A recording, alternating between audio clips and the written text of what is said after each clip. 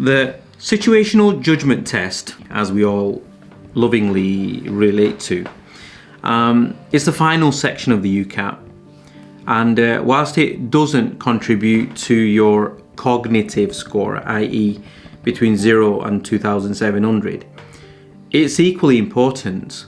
And over the years, it's become more and more relevant as more and more medical and dental schools are using it. Most schools kind of use bands, all right, to filter their applicants. Band 1, as you know, is excellent, and Band 4 isn't. In fact, for many schools, it can lead to an automatic rejection if you fall into Band 4. Band 3, you'll have to check with the school whether you can apply or not. Please don't make silly mistakes. I've had students in the past who applied with Band 4s when they know clearly they'll get rejected, even though everything else is fine. If for whatever reason the school has said apply, fine, go ahead and do it, but don't just blanket apply just like that, because you don't want to lose a space just because you didn't think about it. And same goes, I'd say, with Band 3 as well, so do check on things. Each year, the number of minutes you have, the number of questions you have in that section, it does change, so I'm not going to give you numbers. But suffice to say, it's a fast pace section. It's actually the fastest. So you will be under pressure. Answers, I find, are often hidden in the kind of, what shall I say, the core values of our profession.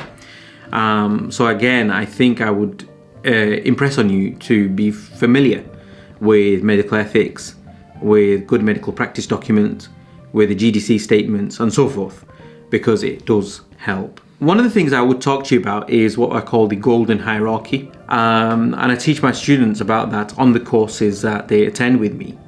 And, you know, it just helps you to kind of rank actions, kind of give hierarchy and priority to certain situations, you know, and address issues when it comes to like whether something is appropriate or not, whether something is important or not. So the hierarchy would be number 1, patient safety, i.e. your patient comes first, and anything that puts the patient at risk is probably going to be very inappropriate, wouldn't you agree? The second thing would be confidentiality. All right, that has to be maintained at all costs, and that is critical. Unless, of course, you're talking about patient safety, doctor safety, other safety that could be compromised, in which case one may breach confidentiality, but in general, it's of the highest importance. The third principle, the third hierarchy, I would say, is honesty and integrity, i.e.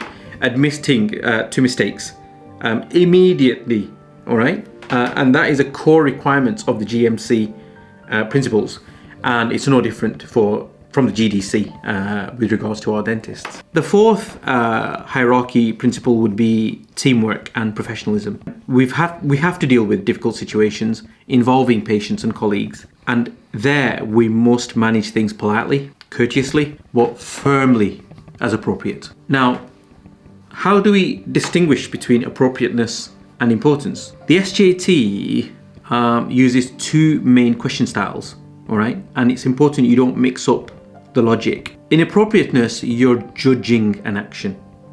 Okay, so ask yourself, does this solve the problem without causing a new one? In importance, you are judging the factor in that decision, i.e. ask yourself, if I ignore this piece of information, what will the outcome be? Will it change? If yes, all right, then it's likely that this issue is very important. The third area that I talk to about in my courses with my students is the GMC or the GDC red flags, all right? Examiners are looking for deal breakers. Certain actions are very inappropriate. For example, ignoring a problem, wait and see if it gets better, all right? It's rarely the right answer in a clinical situation, in a clinical crisis. Another area would be being confrontational, okay, shouting at a colleague or correcting them in front of patients. It's a no-no. Lying or covering up or colluding, all right?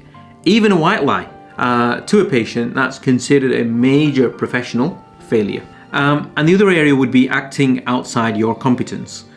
As a student or a junior, if the task is too hard, you must seek help. Another area you need to think about is the half mark secret.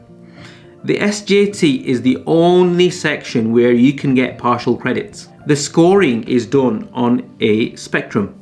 Very appropriate, appropriate, inappropriate, very inappropriate. If the correct answer is very appropriate and you choose appropriate, you still receive half marks.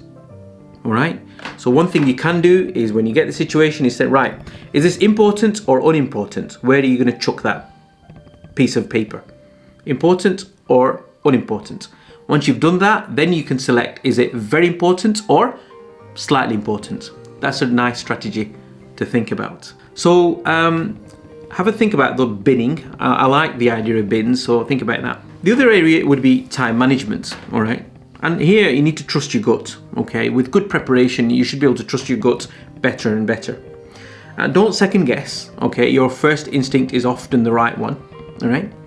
Read the role, okay? Ensure that you know who you are in that scenario, i.e. are you the student versus a consultant, for example?